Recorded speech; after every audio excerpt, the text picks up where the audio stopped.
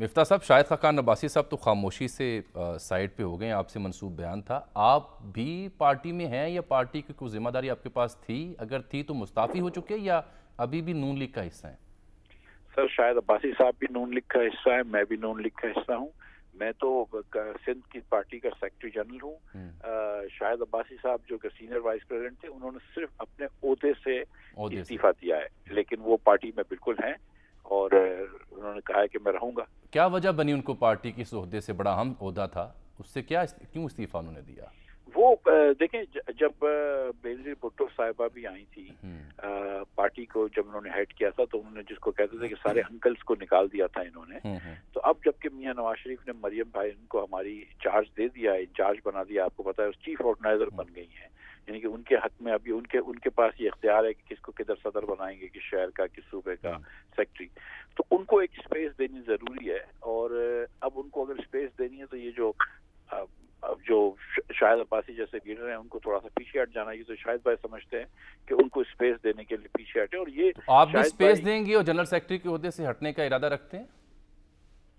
मेरे ख्याल से जब बहन हमारी रीऑर्गेनाइज करेगी सिंध को, तो उस वक्त मेरी तो ऑफर है कि मुझे हटा दें, किसी और को बना दें, क्योंकि मैं इतना अच्छा इफेक्टिव काम नहीं कर सका हूँ, सच्ची बात है। तो मैं हटने के लिए तैयार हूँ, लेकिन इस वक्त अगर मैं खुद हटूंगा तो जरा से मायूब सी बात हो जाएगी। तो जब ये रीऑर्गेनाइजेशन सिंध तक पहुंचेंगे तो फिर जब जो उनका फैसला होगा। तो मिफ्ता साहब ये बताइए कि आपकी जो मुस्लिम लीग का दस्तूर है, मैं उसको तलाश नहीं कर सका। है ही नहीं।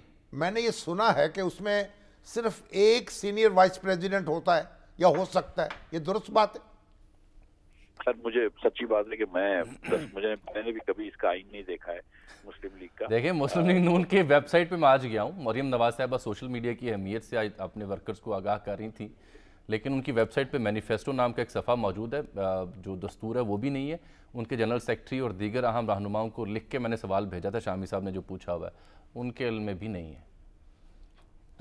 ये दस्तूर तो आप अपना वेबसाइट पे डलवा दीजिए, उससे क्या चलो सिंध की वेबसाइट ही डलवा दें। मैं एहसन इकबाल साहब से दरखास्त करूंगा कि उसकी कॉपी मुझे भेज दें, जरूर होगा कहीं ना कहीं। आइन तो है मुस्लिम लीग का, मेरी इल्म में नहीं है कि कितनी पोजीशन। दूसरा नुक्ता आपसे ये था, ये जो री इमेजिन पाकिस्तान का फोरम है, इसमें आप भी हैं और मुस्तफा नवाज खोखर साहब हैं, शाहिद खान अब्बासी साहब से भी मंसूबा आज रिपोर्ट छपी कि वो भी इस फोरम के लिए काम करना चाहते हैं। तो ये एक नॉन पॉलिटिकल फोरम है या पॉलिटिकल फोरम है?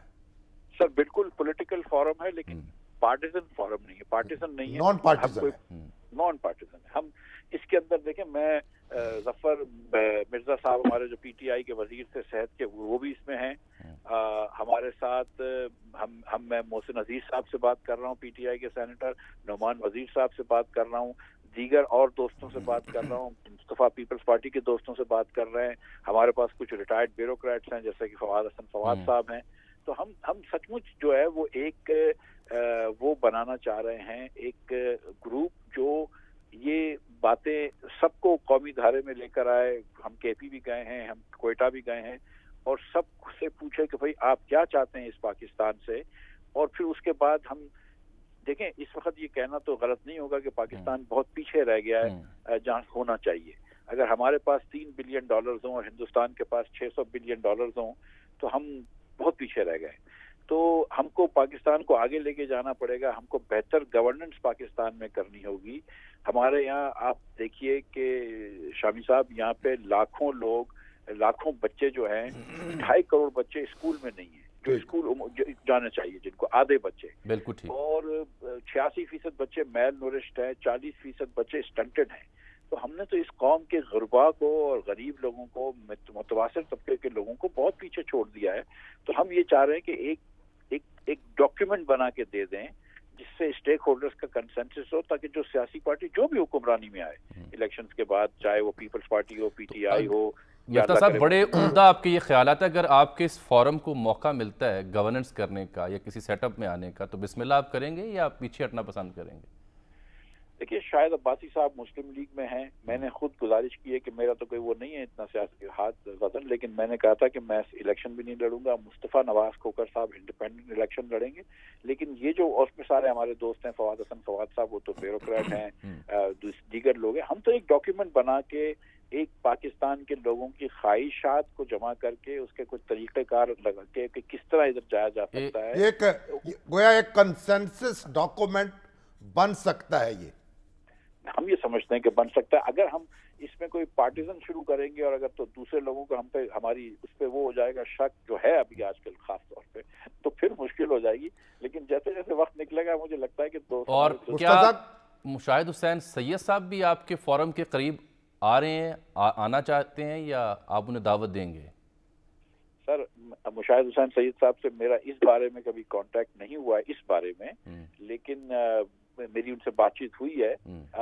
اور یہ میں آپ کو ایک بات بتا رہا ہوں کہ تمام پاکستانیوں کے لیے یہ فورم حاضر ہے.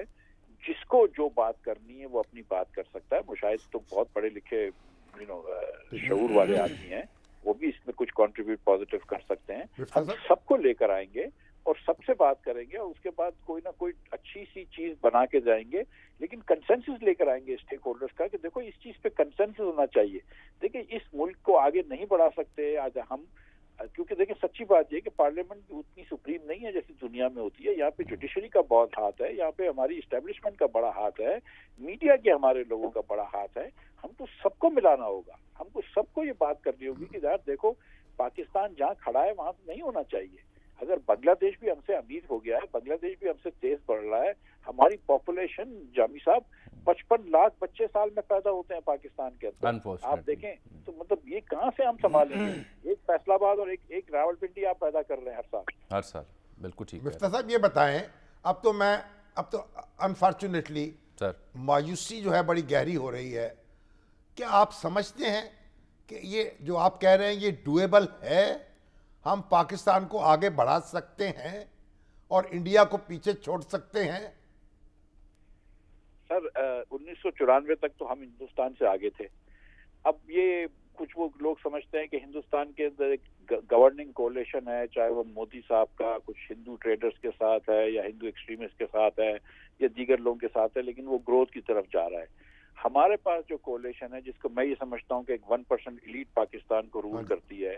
اس پاکستان میں 2 سے 2.5% بچے او لیولز اے لیولز کرتے ہیں. ساری اچھی اسامیاں ان کو ملتی ہیں.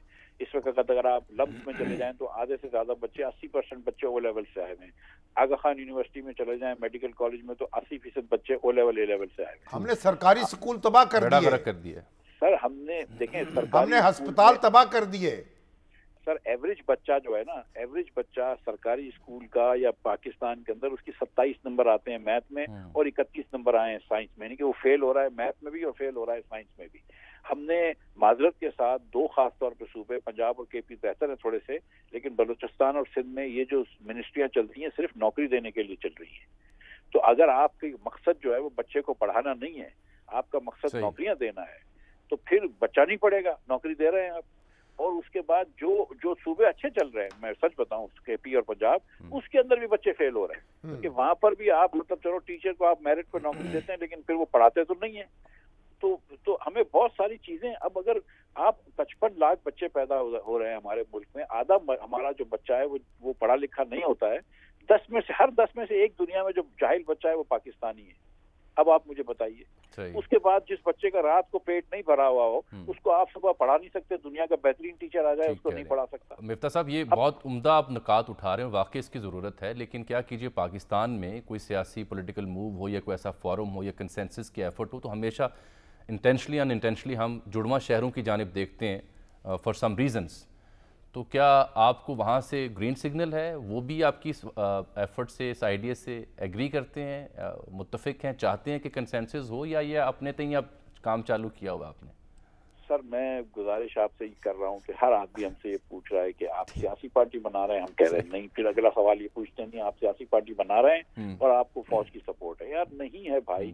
ہم خدا نہ خواستہ فوج کے خلاف بھی نہیں ہیں، لیکن ہم کو کسی کی سپورٹ کی ضرورت نہیں ہے کیونکہ ہم کوئی پاور میں نہیں آنا چاہتے. وہ بھی تو بری بات کیا سر اگر کنسنسس کے لیے ہو تو. مطلب نہیں، لیکن میں یہ کہہ رہا ہوں کنسنسس میں ایک وقت ان کو بھی لے کر آئیں گے، لیکن پہلے ہم تھوڑی سی نیچے تھوڑی سی چیزیں تو کر لیں نا. اور آپ میرے ساتھ دیکھیں کہ مصطفیٰ نواز کھوکر ہمارے ساتھ، میں اور مصطفیٰ جو ہے ہم دونوں سے یہ چیز شروع ہوئی ہے. Mustafa Nawaz Khokhar is not somebody that is an automatic person جو اس کو فوج پکڑے گی. آپ کب تک یہ ڈاکومنٹ تیار کر لیں گے اور قوم کے سامنے پیش کر دیں گے؟ سر 18 فروری کو کراچی میں ہوگا. اس کے بعد انشاءاللہ مارچ کے پہلے ہفتے کے اندر لاہور میں ہوگا. اس کے بعد ہم ڈاکیومنٹ لکھنا شروع کر دیں گے اور انشاءاللہ مارچ کے آخری ہفتے کے اندر اسلام آباد میں جو ہے وہ ہم سیمینار کریں گے تو اس میں یہ ریلیز کریں گے. ایک قومی نیشنل مینیفیسٹو ہوگا, ایک قومی منشور ترقی کا.